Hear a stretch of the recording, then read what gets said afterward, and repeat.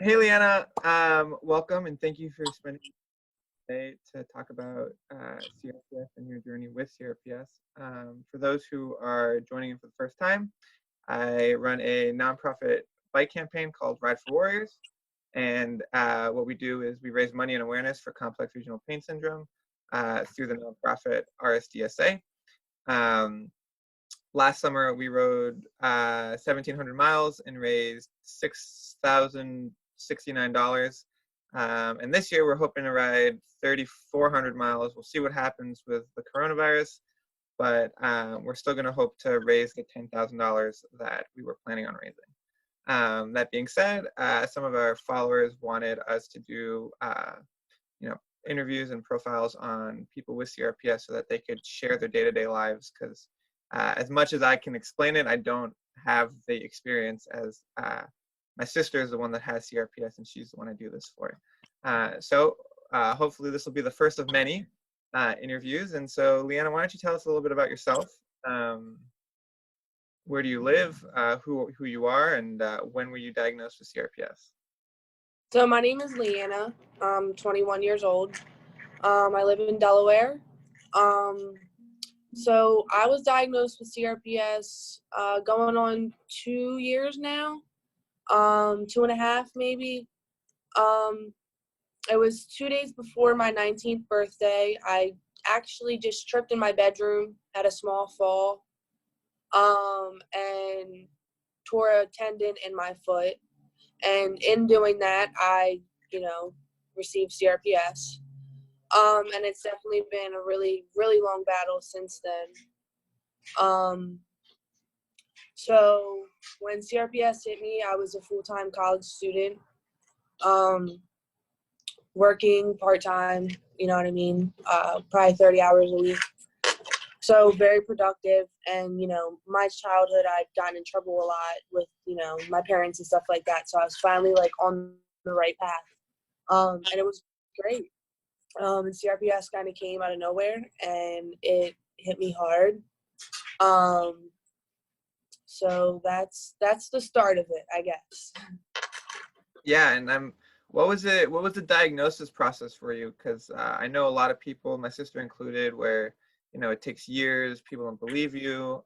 For it to be 2 years already, and for you to know that you have CRPS is a pretty quick turnaround. So I was super lucky. I had a doctor. Oh, I can't think of his name right now. He was actually a sports medicine doctor. Because I was having issues with my knee when I had the fall as well. Mm-hmm. So he saw me, and probably a month into this, I finally said, "Look, I can't walk anymore." So I went and bought myself crutches because the doctors kept telling me, "Oh, we'll just wear this brace, or just do this." And I couldn't do it anymore. I just physically couldn't. So I went and got crutches, and I saw him at First State Orthopedics. And he he had suspicions of, he said RSD. Since a month in, he was feeling my leg and said, there's no way that all of these places are injured unless you literally fell out of a plane, or, you know what I mean? Had some dramatic accident that would have hurt all these parts in your leg, because it's from my knee down all the way to my toes. So he's like, there had to have been some, amazing event for this to happen. And there wasn't. I just tripped in my bedroom. So he automatically said nerves, and, jumped to the conclusion of RSD, actually, like I said, a month into it. So I got super lucky in that case, because I got immediate intensive therapy. There's a program at AI DuPont, and because I was, I think, 19 at the time, I was still eligible, maybe 18. I think I was either 18 or 19, but I was still eligible. So you're 21 at AI DuPont. There's actually a program. I'm not sure if it's specifically geared towards CRPS, but it's kind of like they do an individualized plan for each person.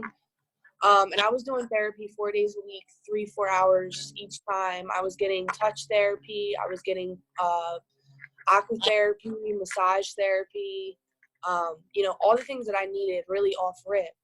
So that was definitely a big help. I mean, I know I've heard the stories of people going years without, the diagnosis, and thankfully I have a really supportive family behind me that did believe me. And my CRPS, when it first arose, kind of was like textbook CRPS, so it was kind of hard. Once it was like thought that I had CRPS, it was kind of hard to deny that I did, because the color changes in my leg, the temperature changes, it was all there. So once there was a suspicion that that's what I had, it was kind of, you know what I mean? Yeah.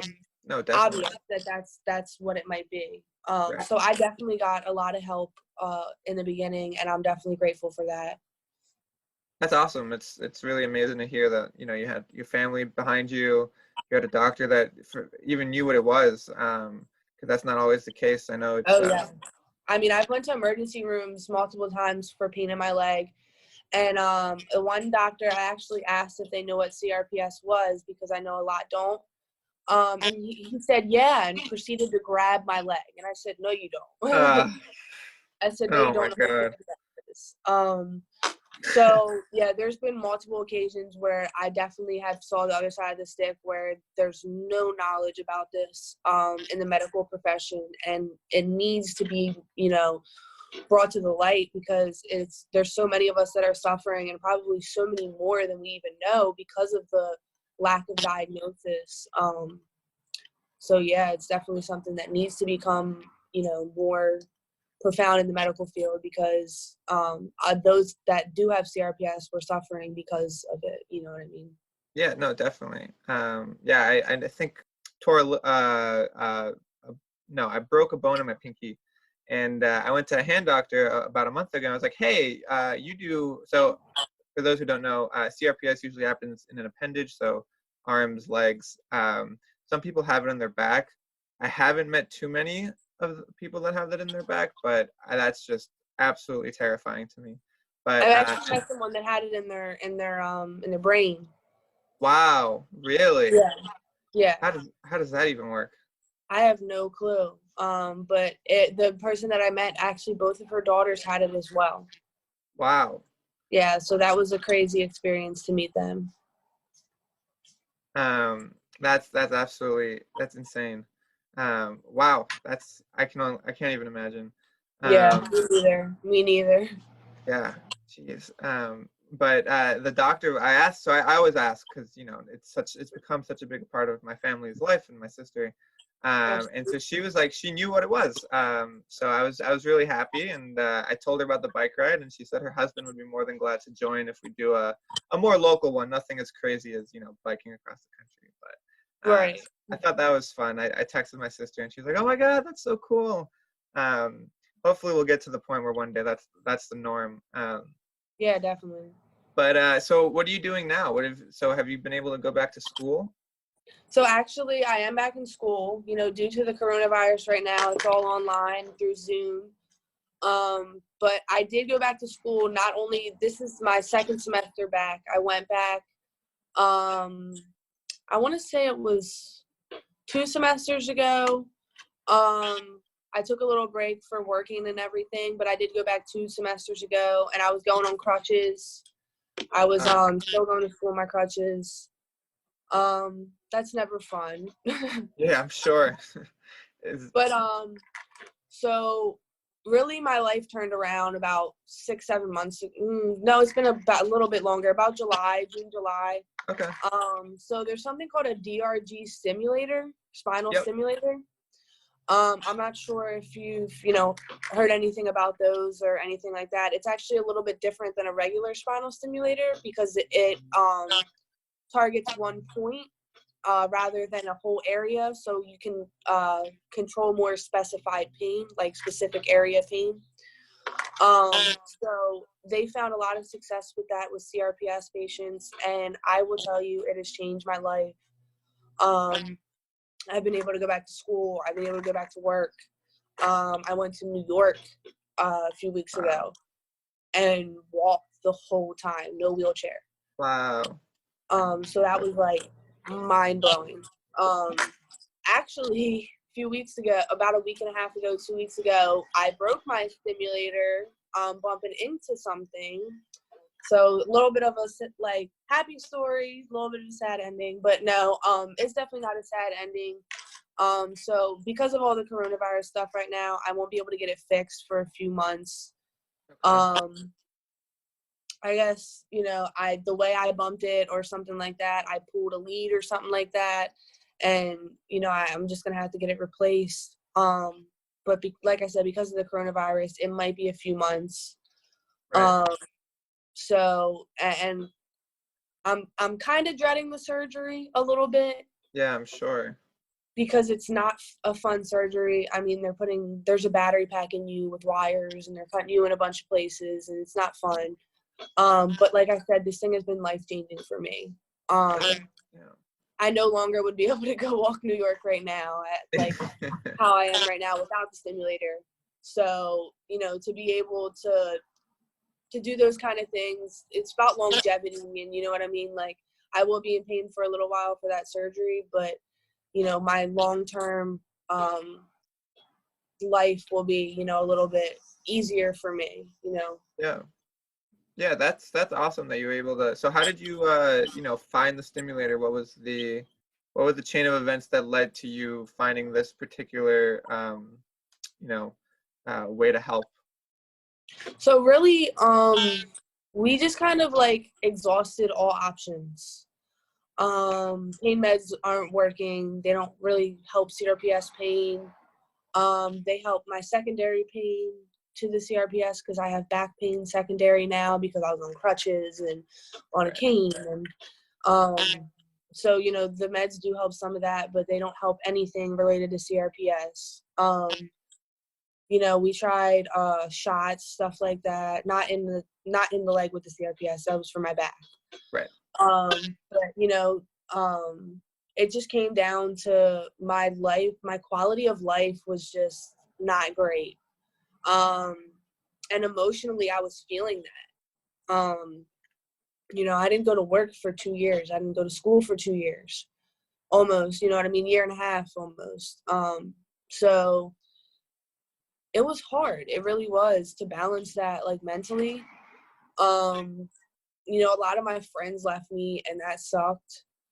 When I needed them the most, and it was just a really hard time for me. But it definitely, the stimulator has definitely like changed my life and my outlook on things. Like I'm definitely a happier person now. I don't know. I'm just definitely a little bit happier now that it's easier to be happier when you're not in as much pain. You know what I mean? Right. Yeah. So yeah, I mean, I'm in pain every day, all day, no matter what, stimulator or not. I know that I'm still going to have pain. That's, part of my life now, and I have to accept that. But, now that I'm able to manage it, it just makes my quality of life so much better. So Right. much better. Yeah, and I mean that's the goal, at least for now, until there's more research done and a cure can be found. The goal is to just manage the pain. I mean, I know my sister does hours and hours of physical therapy, occupational therapy, um, eye therapy because it has affected, she's got brain fog and stuff like that as well. Um, and just finding whatever it is that works for you to manage the pain. So I'm really glad you were able to find the back stimulator. Um, I was gonna say it's that's probably when you mentioned the friends, I feel like that's one of really the hardest parts is that it's so hard to explain it to, like what did you do, like did you explain it to people, or did you find out and the world's kind of crumbling around you, did you just kind of go into yourself, or what was that experience like? Um, it was a dark experience because I did a lot for a lot of my friends. And I don't know so much that it was me, or I know it wasn't me, but I don't know if it was so much the disability or just that I wasn't hanging out with the right friends. And I definitely realized that once, the disability hit me. But I did a lot for them, and I could no longer do for them anymore now that I was in a predicament that I was in. And everyone just abandoned me. And I mean, that was the hardest part of it, to be honest. You know, thank God I have my family, because I have literally the most supportive, like, support system that you could have in my family. So, I mean, my mom's my best friend. I talk to her on the phone every day. My grandparents, I live with my grandparents when all this isn't going on. I'm trying to stay away from them right now. Right, yeah. But I do live with them when this, you know, when the coronavirus is over with, I'll go back over there. But, you know, I'm just really close with a lot of my family, and I have a really strong support system. So I'm so thankful for that.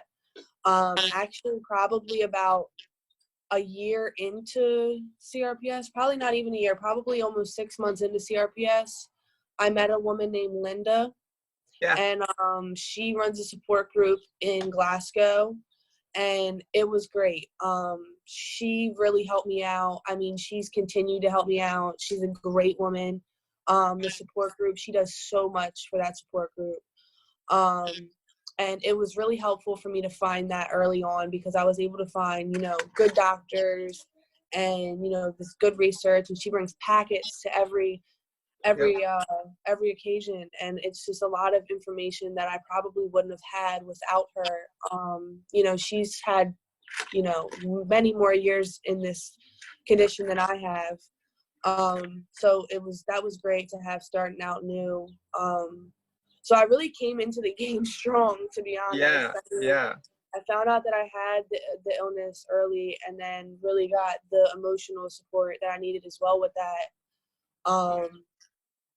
So, and I think that's really a lot due to my family. I mean, like I said, I don't know what I would have done without them. They've been very supportive too. I probably would have never went to a support group if they hadn't, you know what I mean, told me Right, about it. definitely. So yeah, I mean, everyone has been really helpful, including Linda. And you know, I most of the friendships that I lost, I haven't repaired, but there is one friend that I'm, you know, talking to again, and it feels good, you know what I mean? But still keeping that distance, because, you know what I mean, like, I don't know, just gotta. It was a tough road, and you know, yeah. Yeah. It's funny that you brought up Linda. I was gonna bring her up a little bit later. So Linda is kind of the way that you and I were introduced. She's the one that created the Instagram DM chat. Linda was one of the people that housed me on my ride. So I live in Boston and my family lives in Miami. So I biked from Boston to Miami, and along the way we stopped at Linda's house. And so she told me her story, and she told me about the support group. I actually just texted her about half an hour ago, trying to meet up, schedule our interview, because she's fantastic, and I think that anyone that's in I believe it's Delaware, right? The greater Delaware area. Yep. The greater Delaware area should know about her group, and what's it called, by the way? Door of Hope. Right, Door of Hope. And she has some fantastic pamphlets. I've seen them, yeah, because at her house she has a bunch of them, and she's really dedicated to it. It's great. Yeah. So Linda, if and when you watch this, we both say thank you very much for all that you do for people with CRPS. Leanna is clearly an example of someone who was able to hit the ground running, and literally, like you said, without those kind of resources and the people around you willing to help, it truly is almost impossible to manage. Definitely. Definitely. And so my next question is kind of what would you say? So a lot of people that get CRPS are younger, so it's like, you know, teenagers and adolescents. What would you say to yourself when you were 19, or what would you say to a child that has CRPS and is, you know, maybe pops upon this video because they're struggling to understand it themselves? What would you say to someone like that? I guess just keep pushing. You know, there's really nothing else that you can do. Just keep staying strong and keep pushing, you know, because that's all you really can do. You know, I really struggled with this disease. And I would imagine anyone would, especially a younger person, because, you know, it's not fair.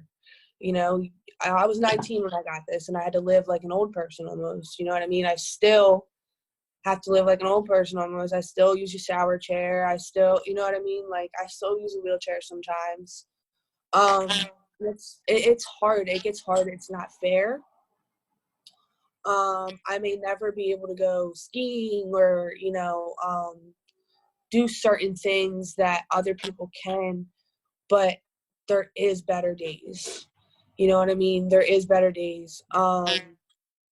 If I look back at myself 2 years ago, I mean, I was a mess. I was a mess. And, even a year ago, the progress that I've made is unbelievable. So I, just keep pushing, keep going to therapy. It gets annoying sometimes going to therapy 4 days a week, 3-4 hours a day. But you got to do what you got to do, and you got to beat this illness. Because right now we don't have a cure for it, so we got to beat it. We got to be the ones to keep it pushing and keep it going. Yeah, that's awesome. Yeah, I that was really great. I'm smiling because it was just perfect. What are you studying in school? I'm actually going to school to be a nurse. Oh, awesome! Wow, Yeah. that's incredible. Which has been a little bit of a obstacle for me as well with CRPS. I have to face clinicals and stuff like that. I'm not really sure where I'm going to go with nursing exactly. I mean, there's so many types of nursing, but I can't go with what I wanted to do before. You know what I mean? Like working in the hospital and stuff like that is probably not. I can walk maybe New York for a few hours, but I could never do a 12-hour shift on my feet ever. Right. Ever in my life, I'll never be able to do that. So it definitely, I have to choose different paths now. But I for a while was gonna maybe not go for nursing because of my limitations and stuff like that. And I recently talked with my advisor, and he said that he thinks I can do it. So I'm gonna do it.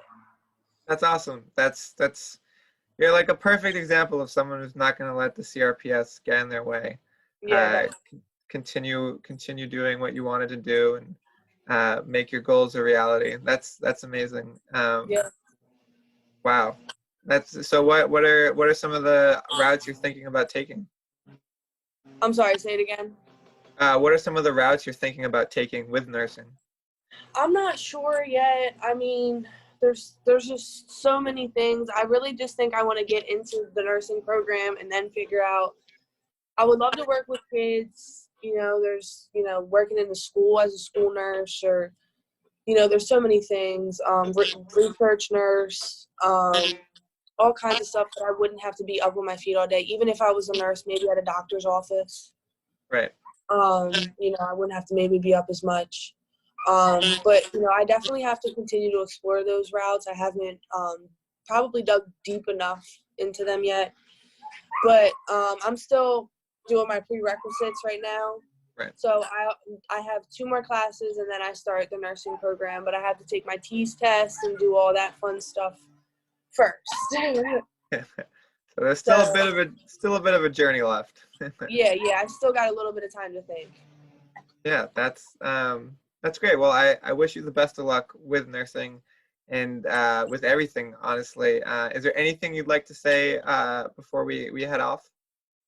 I think I said most of what I had to say. I mean, like I just said before, just keep pushing, and don't ever give up. Don't ever give up, because there's so many days where you want to. Yeah. But you got to keep pushing. That's awesome. Thank you, Leanna. I really appreciate you taking the time to be with us today. Yep, no problem.